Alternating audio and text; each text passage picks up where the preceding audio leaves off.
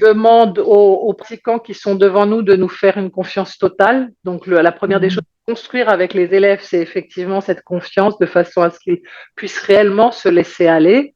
Et après, on va toucher des points très sensibles, donc il faut faire attention. On a cette responsabilité-là. En même temps, tout au long, tu vas le comprendre. Autant je risque de dire que c'est oui, on a une très grosse responsabilité, il faut faire très attention. En même temps, il ne faut pas avoir peur de cette responsabilité parce qu'en fait, on a chacun son karma, on a chacun des choses à vivre et parfois des choses qui peuvent être douloureuses pour quelqu'un étaient nécessaires et tu ne peux pas l'empêcher en quelque sorte.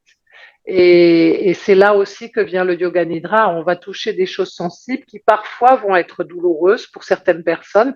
Et là, par contre, je pense que l'enseignant, il est nécessaire qu'il soit suffisamment psychologue, qu'il ait un minimum d'empathie, de connaissance de certaines choses pour pouvoir aider le pratiquant lorsqu'il va rencontrer ce genre de choses.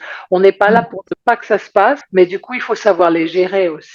En yoga nidra, il est très important pour l'enseignant de laisser chaque élève, chaque pratiquant vivre son expérience comme lui peut la vivre. Il y a différents niveaux et chacun va le vivre à sa manière. On n'est pas obligé de les amener à cette essence, sinon ils ne sont pas capables encore et qu'ils ne vivent que au niveau de la relaxation physique. On les laisse à ce niveau-là, c'est pas important. Ils viendront tout seuls. Ça se fera, on le sait, on a confiance en ça quand on enseigne le yoga nidra. Je pense qu'il est important de comprendre la philosophie qui se cache derrière le yoga nidra de manière à pouvoir le gérer correctement en tant qu'enseignant.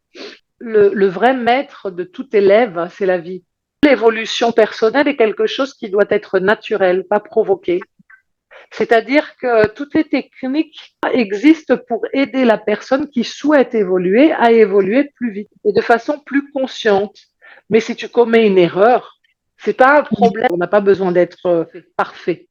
De nos jours, beaucoup de gens dans le monde du yoga ont tendance à se forcer à être parfait, entre guillemets. C'est difficile. Alors quand tu es humain, tu as trébuché et ça fait partie de la leçon à apprendre. Donc maintenant, vois ce que tu en fais. Si pendant un moment quelqu'un n'a pas envie de faire de yoga, ça fait partie du chemin aussi, c'est normal. Il y avait besoin d'une pause pour en comprendre l'importance.